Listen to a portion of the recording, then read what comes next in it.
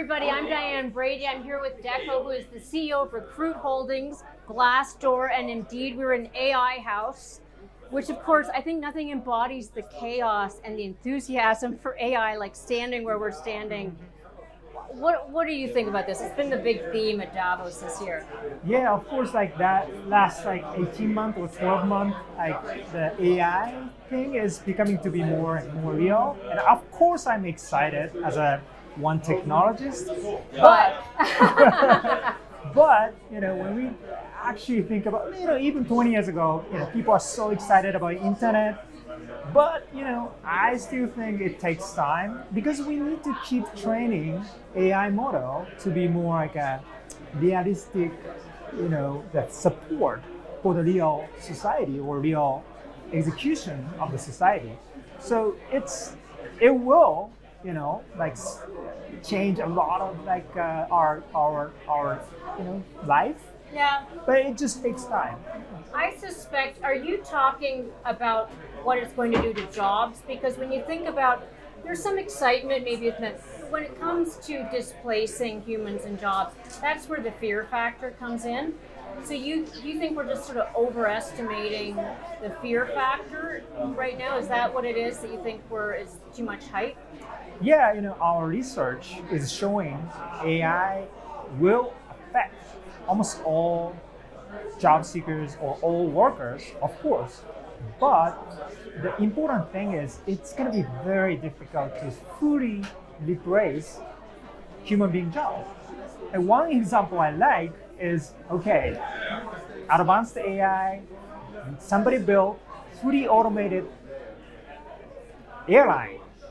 I will not fly a fully automated airline. Can I point that out? Yeah. Can we just have one pilot at least, just in case? I think that's the situation we're seeing. What I'm seeing is of course, we have a lot of data. We are trying to build a lot of AI function to sometimes automate procedures of hiring or to support human being recruiters. But what we are actually thinking is probably we're going to need the human being aspect to finally check or to decide the hiring. A lot of data to put into and jobs that'll change. Let's talk about what's happening on the ground, because it seems like when you look at the job market, things are pretty good, and yet the feelings about the job market aren't as good. Do you see that disconnect between the companies that oversee? I've been saying the same thing over year and year. What people are missing is the shortage of labor supply.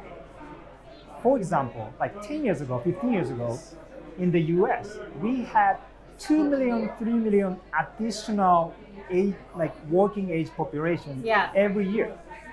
Meaning, if we didn't have additional 2 million jobs, we're going to have 1.5, 2% higher unemployment rate. Meaning, 2018, 2019, we had almost zero additional working age population in the US. So the demographics have not shifted. It's having aging workforce. So as a result, of course, we might be able to have soft landing situation, but the big factor of that is actually the short supply of labor force. So, of course, the hiring demand will be going down. It's cooling down from the high peak from the COVID recovery, but still, we are expecting a little bit longer term, tighter labor market. Well, let me ask about, because if we unpack that a little, when we talk about labor shortages, the data engineers are not the ones who are worried. It's the people who are at the lower end of the income spectrum, the people who've already felt a bit displaced or their wages haven't grown as much. When you look at the spread of whether it's optimism or job growth, is there not some valid fear among that tier of people who are not growing as a percentage of the workforce? I think one thing, I wanted to mention is, long-term trend was white collar salary the gap between white collar salary and blue collar salary Yeah. was becoming to be wider. But the last year we saw that it's kind of almost like opposite trend. Because of AI? No. We'll see. Right. But as I said, the basic trend is we don't have enough supply of labor force. Maybe, like the improvement of productivity for white collar with AI, some technologies. But I think in general, all developed countries will have some kind of labor shortage. So as a result, we might not have high unemployment rate like we had like 10 years ago, 15 years ago, but we might have relatively high inflation rate because if you want to hire workers for construction job or in a primary job or nurses, it's going to be difficult to hire. When you talk, I start to think about what happened in Japan, which has been an early mover with regard to the trends you're talking about. You also don't have a lot of growth in those situations when there's a mismatch, especially when you need skilled labor to kind of accelerate innovation. So let me get back to that principle of, on the emotional level, are we right to be worried? I think, again, like Japan is an extreme example Sure. of the aging workforce. They're having 1%, 2% less working age population every year. So now, actually, for example, like one big restaurant chain, which have like 2,000 restaurants, they decided to have 3,000, food delivery robots.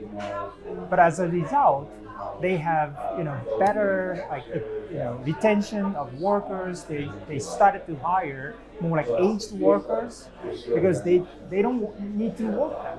So I'm thinking, of course, it's challenging, but still, when we think about the future and AI and technology, it might be a good test field to test new technologies, how technology can work with human beings. What are you seeing in the near term? So we're 2024, it's an election year. Jobs and the economy are always critical to who wins. What are you seeing in terms of the trend lines, like say the next 6 to 12 months? Yeah, so I'm still thinking we're gonna have a little bit mild recession. I would Not a not soft say landing. I don't know what a soft landing means, by the True, way. true. What does that even mean? But I've been checking the labor market. When I'm thinking about the unemployment rate, it's not going to be going up 5%, 6%. Even 5%, it's a historical norm But people feel worse than the numbers suggest. because of the gap between wage inflation and actual Right. inflation. But now, as I said, we might see, like a stubborn wage inflation. So I would say for the next 12, 18 months, even the economy is getting worse, it's not going to be like a terrible situation because if, let's say, 4%, 5% people can keep their job, the consumer numbers should not be that bad. So it's not going to be 2009, 2010 type of situation because of the big demographic change in many developed countries, especially. Are there any other trends that you're seeing from the data? Or, again, I want to be respectful. You've got both Glassdoor, and you're also seeing on the recruiting side. What else are you seeing that even early trends that you would put on our radar? I would say, for example, like numbers we're seeing is like when we compare end of 2019 or beginning of 2020, before COVID, we added in the US, we added 2.8 million, 2.9 million workers. Yeah. But 90% of them are non-native Americans, foreign born workers. So I still think when we think about the actual matching, we are having less skilled laborers who have been doing car technicians or constructions or nurses, and we're getting more immigrants, but we need to keep training the workforce. Otherwise, like, for example, number of job postings to hire nurses is still 40%, 50% higher than Than the 2019. number of nurses. Yeah, that's been kind of general. Yes, it's just a pure, labor shortage. Are there particular areas of the country where you see a particular gap or growing gap that we should be worried about? I would say healthcare for all countries, and still, when I talked with some government people, sometimes they still think, okay, we need more healthcare jobs. I'm telling them, no. Probably, the younger generation don't want to do that kind of hard jobs. So we need to, change their mindset. This is extremely important job for society, and probably we also need to think how we can pay more for healthcare workers or even teachers. Like, are we really good to have, this supply? Are you seeing wages go up in those areas? You said it's a communication challenge. Yes. So employers recognize it's more that the people they're trying to reach aren't necessarily appreciating. Anything else that, especially from Davos or otherwise, I know that I'm, stereotyping you as a person to talk about jobs as you should.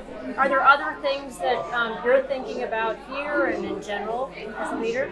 Yeah, as I said, in general, reskilling is very important topic for Davos for many, many years. But I just want to add, how can we have a good training for the skilled essential workers, not only tech workers, right? Yeah. So especially when we think about the future of AI technology, we will definitely need actual workers for construction, farmer, car technicians, nurses. But sometimes in Davos, people are so focusing more on white collar, high paid workers. But when we think about the actual society, through our data, still 70% people are working for blue collar jobs.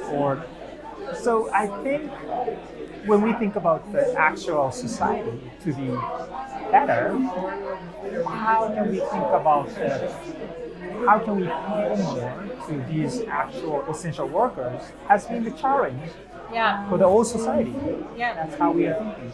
Excellent. It's a good message to bring. Thank you for joining us. Thank you so much.